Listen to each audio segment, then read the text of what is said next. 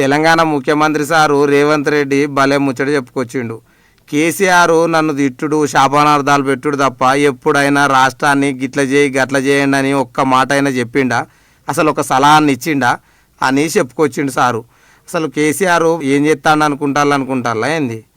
మేము ఆ కిరికిరి పని చెయ్యం బిడ్డ, మీరే ఉండాలి. ఓట్లు తీసుకున్నారు, చక్కగా పని చేయకపోతే మీ ఈపులు ప్రజలే సాఫ్ చేస్తారు.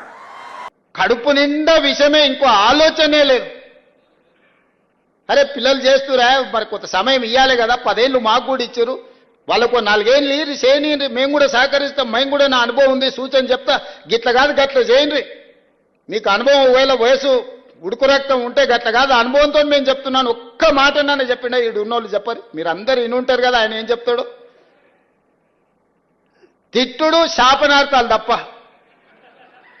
పిల్లి శాపనార్థాలు పెడితే ఉట్టి దిగి కింద పడతా. అది ఉట్టి మీద పాలుంటే పిల్లికి అందవు.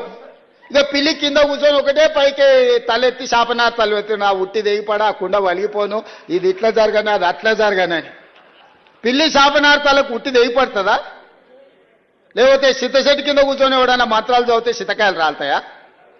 ఆయన కథ గట్లనే ఉంది.